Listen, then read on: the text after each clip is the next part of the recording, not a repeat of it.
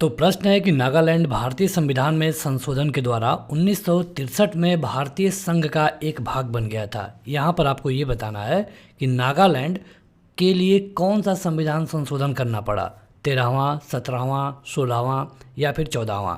नागालैंड बना था 1963 में और ये क्वेश्चन दिल्ली पुलिस 2019 में पूछा जा चुका है। हर एक क्वेश्चन का उत्तर बताने के लिए आपको 2 सेकंड मिलेगा। इसके लिए सही उत्तर है 13वां। जो भारत संविधान का संशोधन 13वां हुआ था, उसके मुताबिक नागालैंड को 1963 में बनाया गया था। हालांकि वहाँ पर एक नागा पीपुल कन्वेंशन था, वहाँ के नेताओं के बीच 1960 में एक बैठक करके इस पर आम सहमति बना ली गई थी, लेकिन 63 में ये जो राज्य था ये पूरी तरह से अपना काम करने लगा। यहाँ पर हम कवर कर रहे हैं प्रीवियस ईयर के क्वेश्चन और ये 65वां भाग होगा। अगर आप इस तरह के वीडियो को देखना चाहते हैं तो आप इस ऐप को डाउनलोड कर सकते हैं। यहाँ जाकर आप इनका PDF डाउनलोड कर पाएंगे, टेस्ट दे सकते हैं और प्रीवियस वीडियो को भी देख पाएंगे। अगला क्वेश्चन है कि 1978 में वे संशोधनों ने संपत्ति के अधिग्रहण, उस पर नियंत्रण और बेचने के मौलिक अधिकारों को हटा करके कर दिया, मतलब हटा दिया। यहाँ पर पूछा गया है कि उसके लिए कौन संविधान संशोधन किया गया। CGL 2019 का ये क्वेश्चन है। देखिए, जैसा कि हम आपको पहले ही बता चुके हैं, पहले क्या होता था कि संपत्ति आपका मौलिक अधिकार हुआ करता था और मौलिक अधिकार का ये मतलब है कि सरकार का, यहाँ पर आपकी संपत्ति है, सरकार का कोई प्रोजेक्ट आ रहा है तो आपकी मर्जी थी, आप चाहें तो उस संपत्ति को बेचें या फिर अगर आप नहीं बेचेंगे तो सरकार का जो ये प्रोजेक्ट है ये यहीं पर रुक जाएगा। तो इस कंडीशन से निजात पाने के लिए सरकार ने 44वां संविधान संशोधन किया 1978 में और यहाँ पर जो संपत्ति का अधिकार था इसको मौलिक अधिकार से हटा दिया और अब इसको 300A में रख दिया। यानी कि ये आपका कानूनी अधिकार हो गया। आपका ज़मीन है, आपकी संपत्ति है तो ये आपका कानूनी अधिकार है, लेकिन जब भी किसी सरकार का कोई प्रोजेक्ट आएगा तो आपको उसे बेचना ही पड़ेगा एक उचित मूल्य लेकर। अब ऐसा नहीं आप कह सकते हैं कि हम नहीं बेचेंगे, आपको बेचना ही होगा। इसके लिए आपको उचित मुआवजा भी मिलता है। भारतीय संविधान के किस भाग में केंद्र राज्य संबंध उल्लेखित है? यहाँ पर आपके विकल्प है। ये क्वेश्चन ये परीक्षा में जहाँ पूछा गया था, आपको बस 2 से 3 सेकंड में अपना उत्तर बता देना होगा। देखिए, अगर आप भारत में देखेंगे तो यहाँ पर एक केंद्र सरकार होती है, उसके बाद राज्यों के CM होते हैं। कई बार ये देखने को मिलता है कि PM किसी और पार्टी के हैं, कई राज्यों के CM किसी और पार्टी के हैं। कहीं पर आप देखेंगे तो क्षेत्रीय पार्टी है, कहीं पर एक नेशनल लेवल की पार्टी है। तो आखिर जब ये दोनों अलग अलग पार्टी हैं तो इनके जब मुख्यमंत्री और प्रधानमंत्री अलग अलग होंगे तो इनमें सामंजस्य कैसे बैठेगा?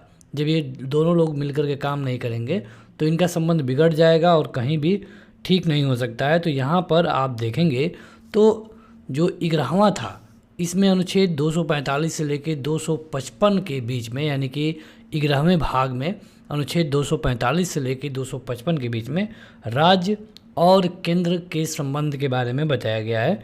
कुल मिलाकर इसमें 56 लेखों के बारे में कहा गया है।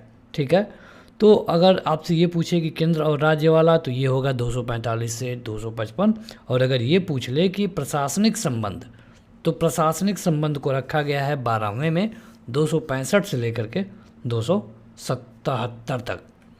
भारत के संविधान का अनुच्छेद चुनाव आयोग को संसद और राज्य विधानसभाओं के चुनाव का पर्यवेक्षण करने की शक्ति देता है। बताएं किस आर्टिकल के मुताबिक?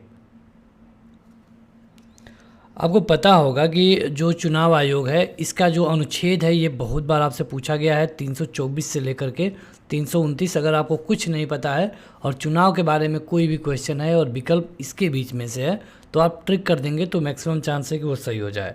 लेकिन आपको जानना चाहिए कि संविधान का जो अनुच्छेद है 324 उसने भारत के चुनाव आयोग को परिकल्पना दिया है, उसके बारे में बताया है और कहा है कि उसकी काम क्या क्या होगा। तो यहाँ पर आपका सही उत्तर होगा 324। अगला है कि 10वीं अनुसूची के तहत लोकसभा के किसी सदस्य को अयोग्यता से संबंधित मुद्दे पर निर्णय कौन लेता है? ये आपके विकल्प।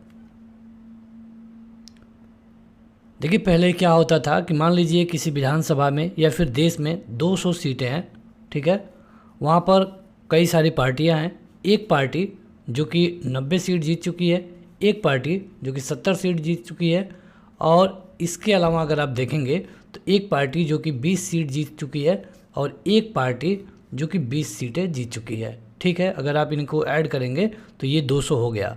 अब 200 वाली सीट में से सरकार बनाने के लिए 101 चाहिए, 100 प्लस चाहिए, ठीक है। 101 रहेगा तो आप सरकार बना सकते हैं, क्योंकि ये बहुमत हो गया। आप देखेंगे तो यहाँ पर किसी को बहुमत नहीं मिला। और उस समय जब ये वाला नहीं आया था, अयोग्यता वाला सिस्टम, तो उस समय क्या होता था कि वैसे तो 90 वाला अधिक है तो सरकार इन्हीं को बनाना चाहिए, लेकिन 70 वाले के पास पैसा अधिक था तो इन्होंने इनको खरीद लिया और इनको भी खरीद लिया, ठीक है। अब इनके पास हो गया, अगर इनमें से भी 15 आ गए और इसमें से भी 10 आ गए तो हो गया 105, मतलब सरकार ये बना लेंगे। कई बार क्या होता था कि सरकार बनना शुरू कर दी, पता चले कि 2 महीने सरकार चली, तब तक जो ये 20 वाले हैं और ये 20 वाले, ये लोग इसमें चले गए। अब सरकार 4 महीने के बाद गिर गई, फिर इनकी सरकार बनी, फिर 4 महीने इस तरह चलता था। इसको ख़त्म करने के लिए दल बदल कानून लाया गया। इसके लिए इसको 10वीं अनुसूची में रखा गया है और 1985 में इसको लाया गया था। कई बार पूछा गया है तो 52वां संविधान संशोधन किया गया था और यहाँ पर ये कहा गया कि अगर किसी भी पार्टी से किसी और पार्टी में कोई जाता है तो कम से कम 1/3 मेंबर को एक साथ जाना होगा, अन्यथा उनको अयोग्य घोषित कर दिया जाएगा। और अयोग्य घोषित करने का जो अधिकार है, जो कि इस क्वेश्चन में पूछा गया है, यह है लोकसभा के स्पीकर का, या फिर आप स्पीकर कह सकते हैं। भारत के संविधान में किस वर्ष पहली बार संशोधन किया गया? संविधान बन गया 1950 में, लागू कर दिया गया, लेकिन संशोधन पहली बार कब हुआ? तो पहला संशोधन हुआ था 1951 में। 1951 में ही चुनाव शुरू हुए थे, 1952 में चुनाव खत्म हुआ और प्रथम जो संशोधन है 1951 में किया गया और इसमें कई तरह के कानून लाए गए थे, जैसे कि जमींदारी का उन्मूलन, बोलने में अधिक स्वतंत्रता दी गई, ठीक है। तो ये सारा किया गया था। अगला है कि भारत के संविधान का कौन सा अनुच्छेद भारत के एक नए राज्य गठन के लिए किया गया? नए राज्य गठन के लिए अगर एक नया राज्य का गठन करना है तो अनुच्छेद 3 में इसके बारे में बताया गया है, उसके नाम कैसे रखा जाएगा, या फिर अगर किसी 2 राज्यों में से किसी हिस्से को तोड़ करके एक नया राज्य बनाते हैं, 3 राज्यों को तोड़ करके 2 राज्य बना देते हैं, तो ये सब आर्टिकल 3 में बताया गया है। 124वां संविधान संशोधन विधेयक 2019 में किससे संबंधित है? 124, आप एक शब्द सुनते हैं EWS, तो बस आप ये जानिए कि 124वां जो संविधान संशोधन 2019 में लाया, इसमें EWS के बारे में बताया गया है। और EWS का मतलब क्या होता है कि जो बड़ी जातियां हैं जिनको आरक्षण नहीं मिल रहा है, तो ऊपरी जातियां जिनको हम बोलते हैं, उनको आर्थिक आधार पर 10% का आरक्षण देना। निम्नलिखित में से कौन सा शब्द भारतीय संविधान के 42वें संशोधन के द्वारा प्रस्तावना में शामिल किया गया? सभी क्वेश्चन बिल्कुल महत्वपूर्ण है और आप देखेंगे, अगर आप एग्ज़ाम देते होंगे तो आपको पता होगा कि ये क्वेश्चन बहुत बार पूछा भी जा चुका है। तो यहाँ पर पूछा गया है कि कौन सा शब्द जोड़ा गया, तो ये था अखंडता। यहाँ अगर आप देखेंगे तो 42वां संविधान संशोधन 1976 में किया गया और यहाँ पर आर्थिक न्याय, जीवन मानक, असमानता को समाप्त करने के लिए समाजवादी, पंथ निरपेक्ष और अखंडता, ये 3 शब्द जोड़े गए, समाजवादी, पंथ निरपेक्ष और अखंडता। अगला क्वेश्चन है कि भारत के संविधान के किस अनुच्छेद में लोकसभा में अनुसूचित जाति और जनजाति के लिए सीटों के आरक्षण का प्रावधान है? अब देखिए, भारत में देखेंगे तो SC ST के लिए सीटें रिजर्व की जाती हैं, तो ऐसा जिस आर्टिकल में है यह है आर्टिकल 330। आर्टिकल 330 में क्या है? तो SC ST के लिए सीटों के रिजर्वेशन के बारे में बताया गया है। अगला है कि वित्त आयोग की नियुक्ति के बारे में भारतीय संविधान के निम्नलिखित में से कौन से अनुच्छेद में उल्लेख किया गया है? अब देखिए, होता क्या है भारत में कि टैक्स लगता है, चाहे वो वैट हो या फिर वैट खत्म होने के बाद GST हो या फिर और भी कई तरह का टैक्स, जिसमें जो राज्य का हिस्सा है वो कई बार केंद्र सरकार वसूल लेती है।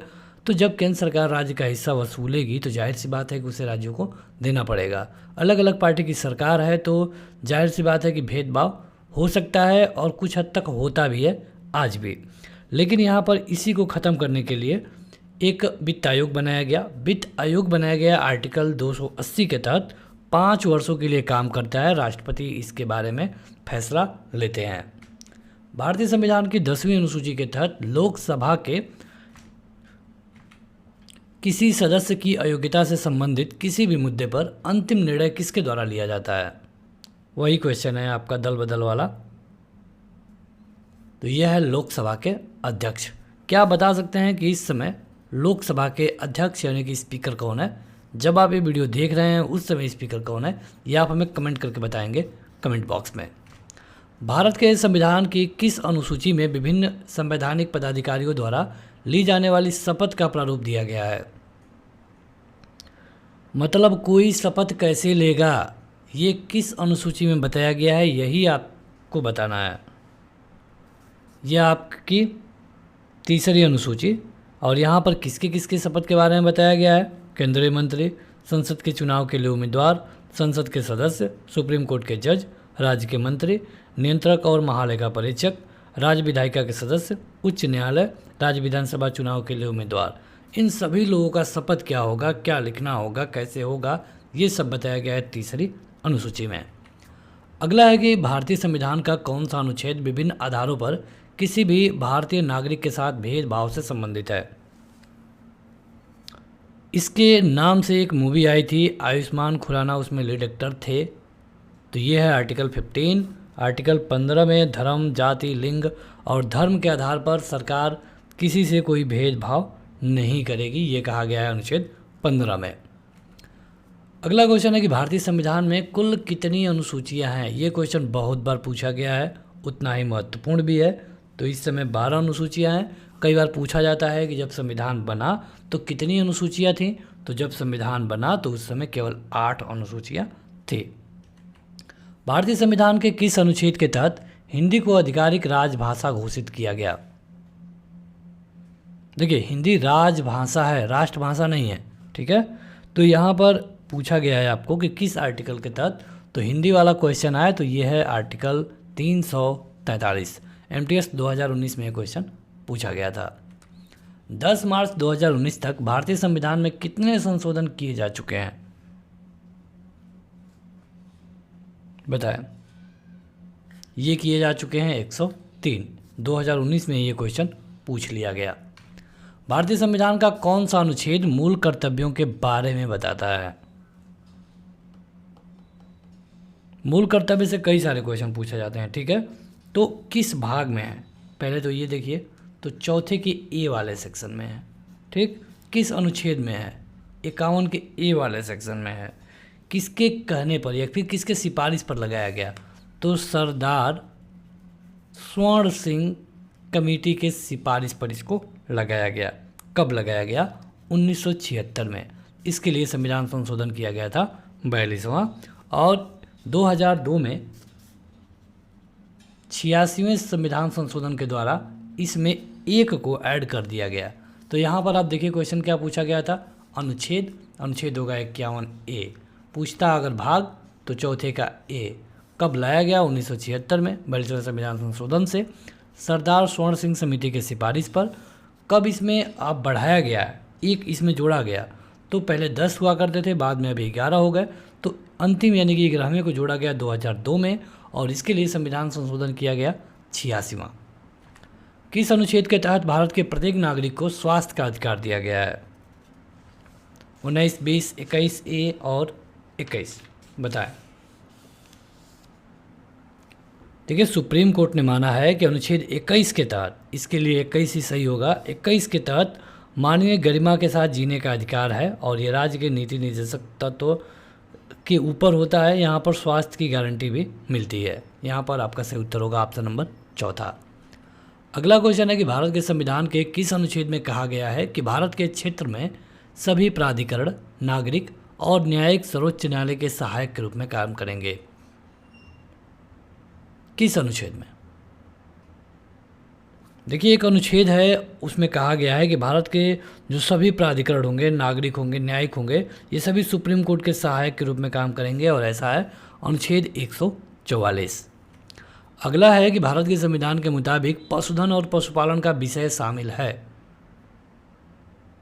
देखिए, हमारे यहाँ 3 तरह की सूची होती है। एक समवर्ती सूची होती है जिस पर राज्य और केंद्र दोनों कानून बना सकते हैं। एक राज्य होती है जिस पर राज्य कानून बनाता है। संघ होती है जिस पर संघ सूची बनाता है, मतलब संघ कानून बनाता है। अवशिष्ट सूची कोई नहीं होती है। तो यहाँ पर पूछा गया है आपका पशु के बारे में, पशुपालन के बारे में, तो इसके लिए सही उत्तर होगा ये राज्य सूची का मामला है। जो 86वां संविधान संशोधन 2002 में किया गया उसके लिए कौन सा कथन सही नहीं है, यह आपको बताना है।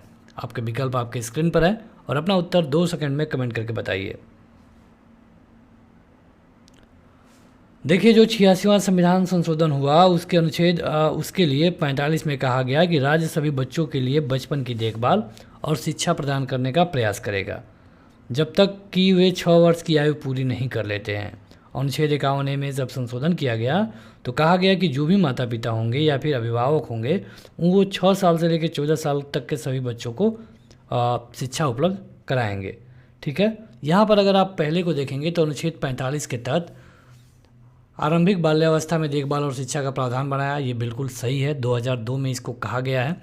और यहाँ पर 51A, 66 और 51 है, यह 6 से लेकर 14 साल तक के बच्चों को, तो ये भी कहा गया है। और यहाँ पर है कि अनुच्छेद 75 के मुताबिक इन प्रावधानों में प्रभावी कार्यान्वयन को सुनिश्चित करने के लिए भारत सरकार एक केंद्रीय मंत्रालय स्थापित करने के लिए बाध्यकारी बना, तो ऐसा कुछ नहीं है। अब इस क्वेश्चन में कहा गया है कि जो नहीं है उसी को आप बताइए, यानी कि इसके मुताबिक जो आपका उत्तर सही होगा ये तीसरा वाला सही होगा। भारत के संविधान के अनुच्छेद 361 के मुताबिक कार्यकाल के दौरान उनके खिलाफ अदालत में कोई आपराधिक कार्रवाई नहीं शुरू की जा सकती है। किसके खिलाफ? जब वो कार्यकाल में होंगे तो उनके खिलाफ अदालत में कोई कार्रवाई नहीं शुरू की जा सकती है। क्या बताएंगे किनके खिलाफ? तो ये है राज्यपाल। ठीक है, आप जांच कर सकते हैं, नॉर्मली जांच अगर उनकी परमिशन हो तब, लेकिन उनके खिलाफ कोई आपराधिक कार्रवाई खास करके कोर्ट में नहीं की जा सकती है। भारतीय प्रशासनिक सेवा और भारतीय पुलिस सेवा को किस आर्टिकल के तहत संसद के द्वारा बनाई गई सेवाओं के तहत माना गया है? बताएं। यहाँ पर है कि किस आर्टिकल के तहत उनको इस सेवाओं के तहत माना गया है, तो ये है आपका अनुच्छेद 312। आगे बढ़ते हैं तो यह है कि भारतीय संघ के प्रधानमंत्री और अन्य मंत्रियों को भारत के संविधान के तहत किस अनुच्छेद के तहत राष्ट्रपति के द्वारा नियुक्त किया जाता है? मंत्रियों को, तो ये है अनुच्छेद 75, क्योंकि अनुच्छेद 75 में साफ साफ कहा गया है कि प्रधानमंत्री की नियुक्ति कैसे होगी, अन्य मंत्रियों की नियुक्ति कैसे होगी, ये पूरी प्रक्रिया। यहाँ पर हमने 25 क्वेश्चन कवर कर दिया और अब आपको बताना है कि आपने 25 में से कितना क्वेश्चन सही किया है। वीडियो को लाइक करें अगर आपको ये वीडियो पसंद आती है तो, और इसी तरह के वीडियोज़ के लिए इस चैनल को सब्सक्राइब भी कर सकते हैं। इस वीडियो में इतना ही। Thank you.